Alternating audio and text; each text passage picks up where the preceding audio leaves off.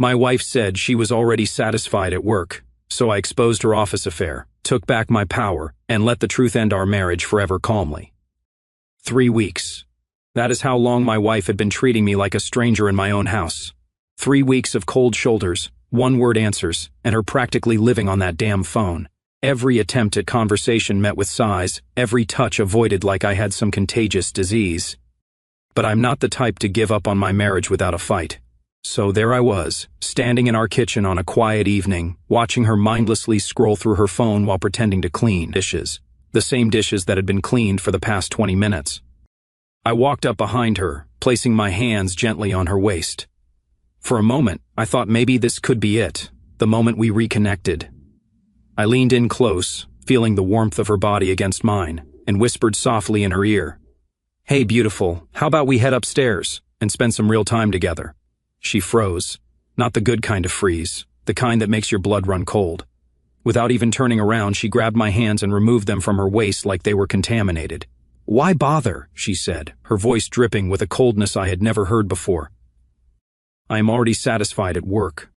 The words hit me like a physical punch to the gut. I stepped back, staring at the back of her head, waiting for her to turn around and tell me she was joking, waiting for some sign that my wife, the woman I had shared 5 years of marriage with, had not just implied what I thought she had, but she did not turn around. She just kept washing that same plate over and over like nothing had happened. "What did you just say?" I asked, my voice steady despite the storm brewing inside my chest. Now she turned, and the look in her eyes was something I had never seen before. It was not anger or frustration, it was indifference. Complete, soul-crushing indifference. "You heard me," she said with a shrug that made my jaw clench. I said what I said. The silence stretched between us like a chasm. I could feel my heart pounding, but my mind was crystal clear. This was not about a bad day or work stress. This was deliberate. This was calculated. This was her way of telling me that our marriage meant nothing to her. "So that is how we are doing this now?" I asked, crossing my arms and leaning against the counter. "You are going to stand there and disrespect me in my own kitchen?" She had the audacity to roll her eyes. "Oh, please do not be so dramatic. It is not that serious. Not that serious." Those 4 words told me everything I needed to know about where her head was at. But what she did not know was that she just made the biggest mistake of her life, because I was not going to beg. I was not going to plead, and I sure as hell was not going to pretend this was acceptable. "You are right," I said calmly, straightening up. "It is not dramatic at all. It is actually pretty clear." The confidence in her expression flickered for just a moment. Good. She should be worried. I turned and walked toward the stairs, leaving her standing there with her dirty dishes and her dirty secrets. But I was not running away. I was regrouping, because if she thought she could drop a bomb like that and watch me crumble, she had seriously underestimated who she was dealing with. As I reached the top of the stairs, I heard her call out, "Where are you going?" I paused, looking back down at her upturned face to figure out exactly what you meant by that. And trust me, you were going to wish you had kept your mouth shut. The look of uncertainty that crossed her face was just the beginning. She wanted to play games. Fine. But she was about to learn that I did not just play to participate. I played to win. 20 minutes. That is how long I sat in our bedroom, letting her words replay in my head while I planned my next move. I was not about to storm downstairs like some emotional teenager. No, I was going to handle this like a man who knew his worth. When I finally walked back into the kitchen, she was sitting at the table with a glass of wine, scrolling through her phone again, the picture of casual indifference. But I could see the tension in her shoulders.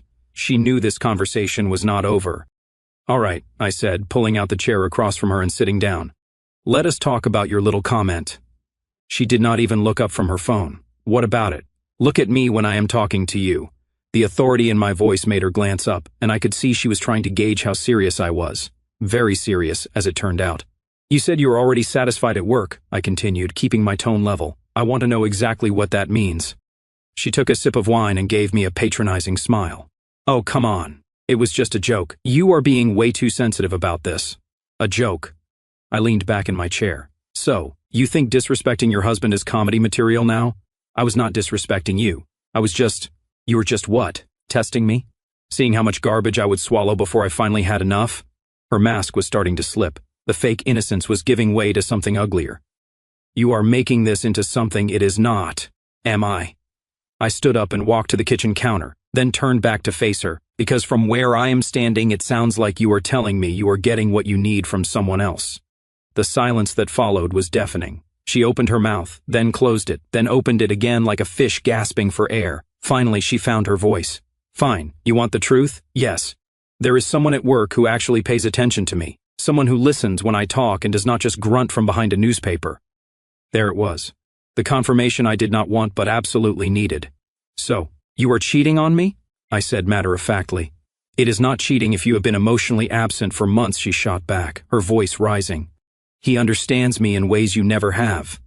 I had to give her credit. She was committed to making this my fault, but I was not buying what she was selling. Emotionally absent, I repeated slowly. That is interesting because I seem to remember trying to plan date nights that you canceled. I remember trying to have conversations that you shut down. I remember trying to be intimate with my wife who apparently decided to find that intimacy elsewhere. She slammed her wine glass on the table. You do not know what you are talking about. Do not I. I walked back to the table and leaned on it with both hands, looking directly into her eyes. Let me guess. He is understanding. He is sensitive. He really gets you. And somehow that justifies betraying the man who has been faithful to you for 5 years. Her face was flushed. Now, whether from anger or embarrassment, I could not tell. But she was not done digging her hole deeper. Maybe if you had been half the man he is, we would not be having this conversation. That was the moment I realized this marriage was truly over. Not because of the cheating, people make mistakes, but because she was sitting there looking me in the eye and trying to convince me that her betrayal was my failure. I straightened up and smiled. Not a happy smile, the kind of smile that comes right before someone's world gets turned upside down. You know what? You are absolutely right, I said calmly. If I had been half the man he is, I would have seen this coming a lot sooner. The confidence in her expression wavered. She had expected a fight, expected me to argue or beg or try to win her back. She had not expected agreement. I am glad you told me the truth, I continued, because now I know exactly where we stand. And more importantly, I know exactly what I need to do about it. What is that supposed to mean? I headed toward the stairs again, but this time my step was lighter. It means your boyfriend at work is about to get a lot more of your time, because mine just became very, very valuable. The next morning, she left for work like nothing had happened, kissed my cheek at the door, said, "Have a good day." The whole performance. But I was not performing anymore. I was investigating. See, what she did not know was that I had already had suspicions for weeks. The late nights, the secret phone calls, the sudden interest in dressing up for work. I just had not wanted to believe my gut instincts. But now that she had confirmed it, I could stop being a trusting husband and start being a strategic one. I started with her laptop. She had gotten sloppy, probably thinking I was too naive to check. The browser history told a fascinating story. Searches for restaurants I had never been to, movie times for films we had never seen together, and most damning of all, travel sites looking at weekend getaways. But the real goldmine was her email. She had forgotten to log out of her personal account. And there it was, months of correspondence with someone named Chris from her marketing department. The early emails were innocent enough, but they quickly escalated into something that made my stomach turn. Cannot wait to hold you again. These stolen moments are not enough. Wish we did not have to hide this. The usual garbage that cheaters tell themselves to justify their actions. I took screenshots of everything, not because I was planning some dramatic confrontation. I am not that guy. But because when this inevitably ended up in divorce court, I wanted to make sure the truth was crystal clear. The most interesting discovery came in an email from just 2 days ago. Chris was getting impatient, pushing her to leave me. "You said you were going to tell him soon," he had written. "I am tired of being the other man." So that is what last night was about. She was not just being cruel. She was testing the waters, seeing if she could push me into filing for divorce so she could play the victim. When she came home that evening, I was sitting in the living room reading a book, normal as could be. "How was your day?" she asked, setting down her purse. "Productive," I replied without looking up. "Very productive. How was yours? Spend any quality time with Chris?" Her face went white. I finally looked up from my book, enjoying the deer in headlights expression. "I do not know what you are talking about," she stammered. I set my book down and pulled out my phone, opening one of the screenshot images. "Really? Because according to this email from Tuesday, you two had quite the lunch break. Something about the storage room on the 3rd floor." She lunged for my phone, but I was ready for that. I stood up, keeping it out of reach. "How dare you go through my private emails?" she shouted. "How dare I?" I laughed, and it was not a pleasant sound. "You are cheating on me with some office drone, and I am the one crossing lines." "You had no right." "I had every right. I am your husband. Or at least I was, until you decided to audition for a replacement." She tried a different approach, switching from outrage to tears. "Look, I know how this looks, but it is not what you think. He is just a friend who—" "Stop," I held up my hand. "Just stop. I have read the emails. I know about the restaurants, the hotels, the weekend you told me you were at your sister's, but were actually in that bed and breakfast upstate." Her mouth fell open. She had thought she was so clever, so careful, but she had underestimated me completely. "You have been investigating me," she whispered. "I have been protecting myself," I corrected. "Because unlike you, I actually understand what marriage vows mean." She collapsed onto the couch, the fight going out of her. "It just happened. We did not plan it. Nothing just happens. You made choices. Every text, every lie, every time you looked me in the eye and pretended to love me, those were choices." "I do love you," she said weakly. "No, you do not. You love the security I provide while you play house with someone else.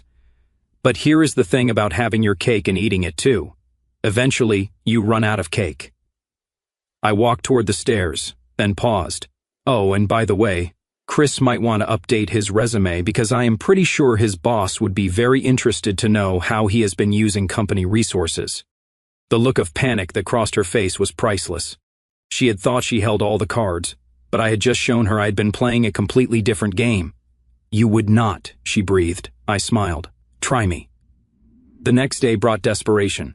She had clearly spent the night calling Chris because by morning she had a whole new strategy. Instead of denial or tears, she had chosen intimidation. "I talked to a lawyer," she announced over breakfast, not even bothering to sit down. "He says you cannot use those emails against me because you obtained them illegally." I took a slow sip of my coffee and looked up at her. "Is that so? And which lawyer told you that? That is none of your business. Actually, it is my business, because if you are planning to divorce me, I need to know who I am dealing with." I pulled out a manila folder from beside my chair. "Fortunately, I have been busy too." Her eyes fixed on the folder like it was a loaded weapon. "Smart woman. See, while you were getting legal advice from whatever discount attorney you found, I was having a conversation with Peterson, Holbrook and Associates. You know, the firm that handled your company's harassment lawsuit last year." The color drained from her face. She knew exactly why that was relevant. Turns out employee relationships are a very gray area legally, but when they involve company property and company time— I opened the folder and pulled out a document. "Well, let us just say your boyfriend's employment contract has some very specific clauses about conduct. You cannot do this," she whispered. "I am not doing anything. I am simply ensuring that if this marriage ends, it ends with complete transparency about why." She sat down heavily in the chair across from me. "What do you want?" "I want you to stop pretending you are the victim here. I want you to acknowledge that you destroyed this marriage, not me. And I want you to understand that actions have consequences." Before she could respond, there was a knock at the door. We both froze.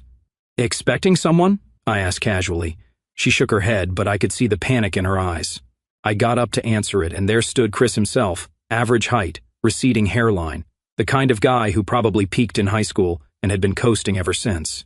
"Is she here?" he demanded, trying to push past me. I did not budge. "I'm sorry, who are you? You know damn well who I am. Where is she?" I turned back toward the kitchen. "Honey, there is a gentleman here asking for you. Should I let him in, or should I call the police about the stranger trying to force his way into our home?" She appeared in the doorway looking mortified. "Chris, what are you doing here? We need to talk. This psycho is threatening my job." I laughed. "Psycho? That is rich coming from a man who has been sleeping with another man's wife." Chris stepped closer, puffing out his chest like he was intimidating. "You think you can ruin my life because you cannot keep your woman happy?" "Chris, do not," she warned, but it was too late. I looked him up and down slowly, then smiled. "Keep my woman happy? Is that what you think you have been doing?" I pulled out my phone and opened one of the email screenshots because according to this message from last Thursday, she told you I was better in bed than you could ever hope to be. The silence was deafening. Chris's face went from red to purple. "That is right," I continued, enjoying myself now. "She has been playing both of us. Telling you what you wanted to hear, telling me what I wanted to hear. The only difference is I actually married her." "You are lying," Chris sputtered. I showed him the phone screen. His eyes went wide as he read his own words back to him, along with her responses where she detailed exactly how unsatisfying their relationship was compared to her marriage. "She told me you were getting divorced," he said weakly.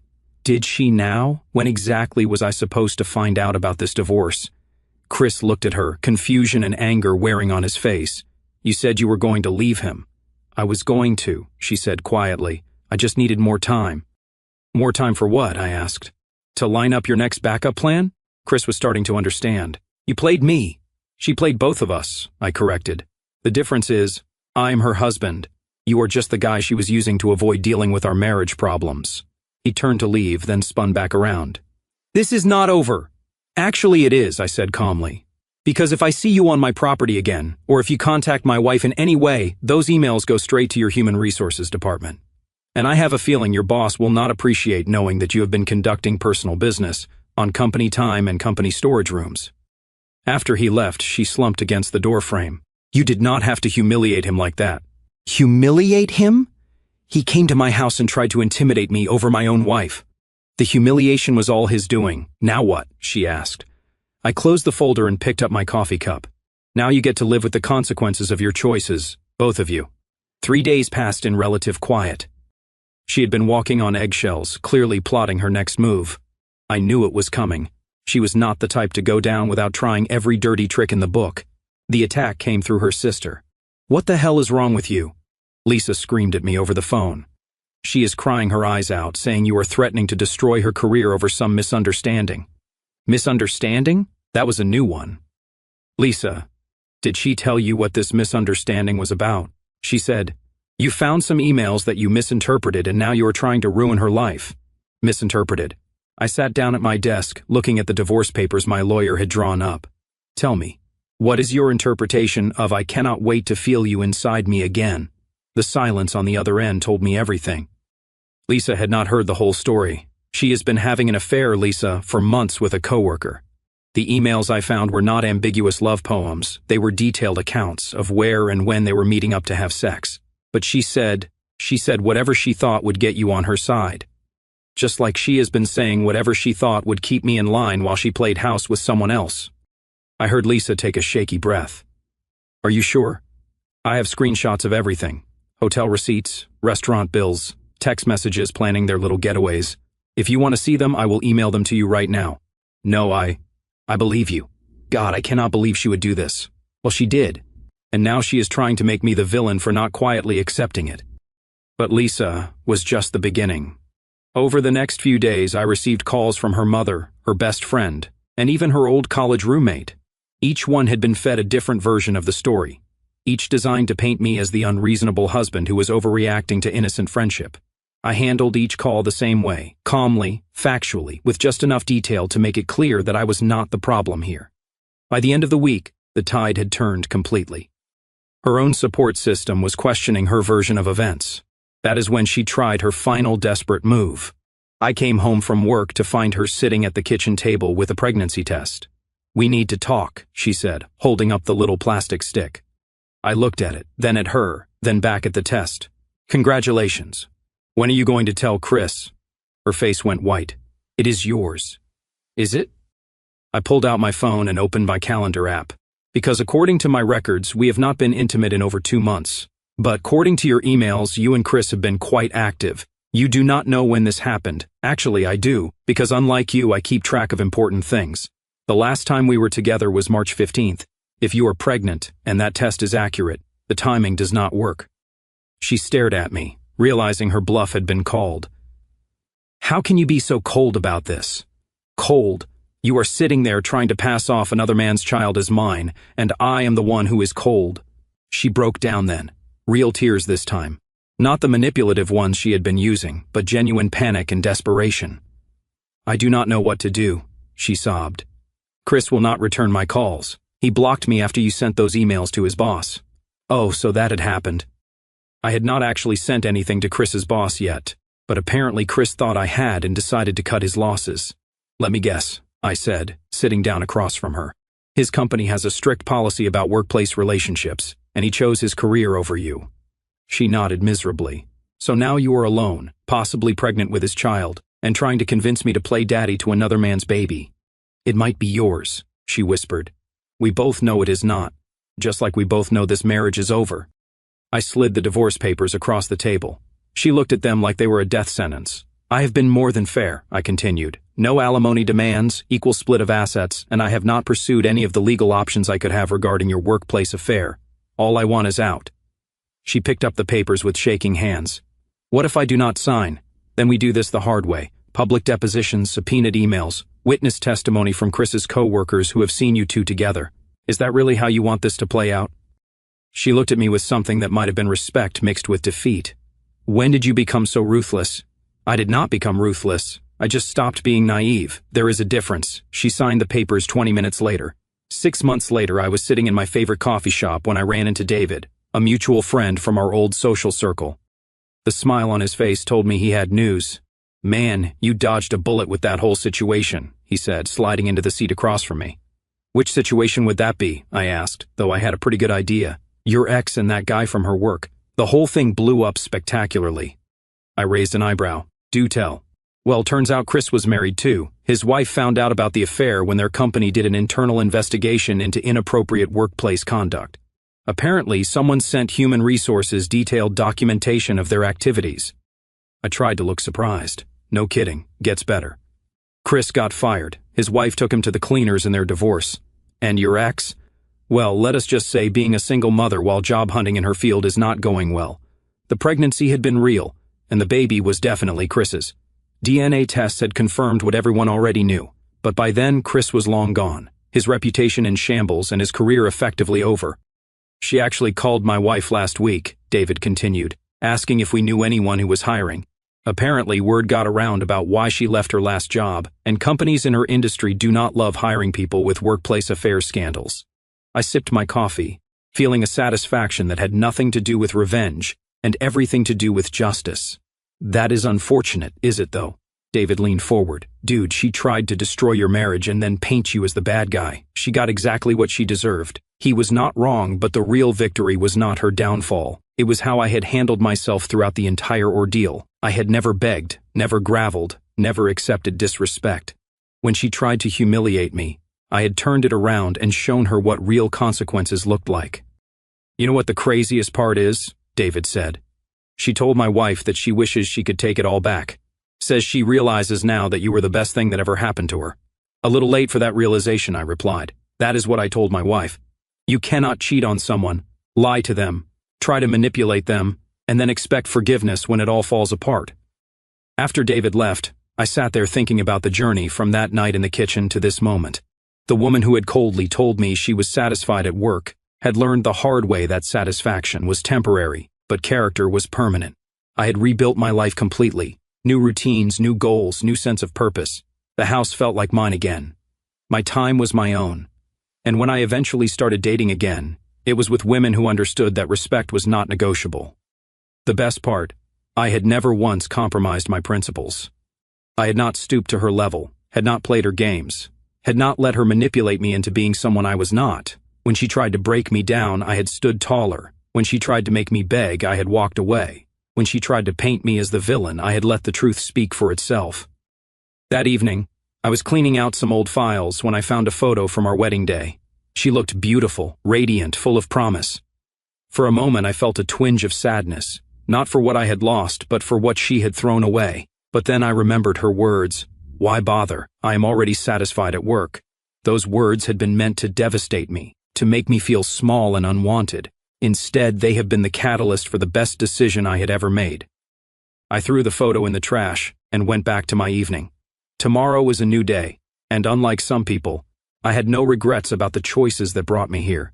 She had wanted to see what life looked like when she pushed me too far. Well, now she knew. It looked like a man who knew his worth, refused to settle for disrespect, and never looked back when someone showed him who they really were. The satisfaction from that realization was better than any revenge could ever be. Sitting here tonight, 6 months after the papers were signed, the house is finally quiet in a way it never was when she was still living in it. No more tense silences, no more waiting for the next passive-aggressive comment, no more pretending everything was fine while I felt myself disappearing piece by piece. For the first time in years, I can hear my own thoughts without someone else's voice trying to overwrite them. I won't lie and say it didn't hurt. It did. There were nights when the anger felt like battery acid in my veins, and mornings when the betrayal hit me so hard I had to sit on the edge of the bed just to breathe. But the pain never made me doubt what I did. Not once. Because the moment she said those words, "I'm already satisfied at work," something inside me snapped into perfect clarity. It wasn't the cheating itself that ended us. It was the contempt. The way she looked at me like I was an inconvenience, like 5 years of loyalty, love, and shared history were worth less than a few stolen hours in a storage room with a married coworker who didn't even have the guts to show up when the bill came due. I used to think love meant fighting for someone no matter what. I learned the hard way that real love, self-love, sometimes means refusing to fight for someone who's already surrendered you. I didn't expose her affair out of spite. I did it because I was done carrying the weight of her lies alone. I did it because I deserved the truth, and so did everyone she tried to manipulate into seeing me as the villain. And when the dust settled, when her friends stopped answering her calls, when Chris vanished like the coward he always was, when her own family finally saw the screenshots and went quiet, none of that felt like revenge. It felt like justice, clean, cold, and long overdue. People keep asking if I'm angry. The truth is I'm not. Anger would mean she still has power over me. What I feel now is something closer to peace. An enormous, almost embarrassing gratitude that I didn't beg, didn't bargain, didn't let her turn me into the desperate husband she clearly expected me to become. I walked away with my dignity, my principles, and my self-respect intact. She walked away with the consequences she spent months earning. Sometimes I catch myself smiling at the irony. She wanted to feel desired, alive, satisfied. She got exactly what she chased. Temporary excitement followed by permanent fallout. Meanwhile, I got something infinitely better. The quiet certainty that I will never again settle for someone who thinks disrespect is acceptable foreplay. The next woman who shares my life will never have to wonder where she stands, because I already know what I bring to the table and exactly what I will not tolerate. So yeah, I'm good. Better than good. I'm free. And freedom. Real freedom. The kind you earn by refusing to be anyone's doormat tastes sweeter than any reconciliation ever could.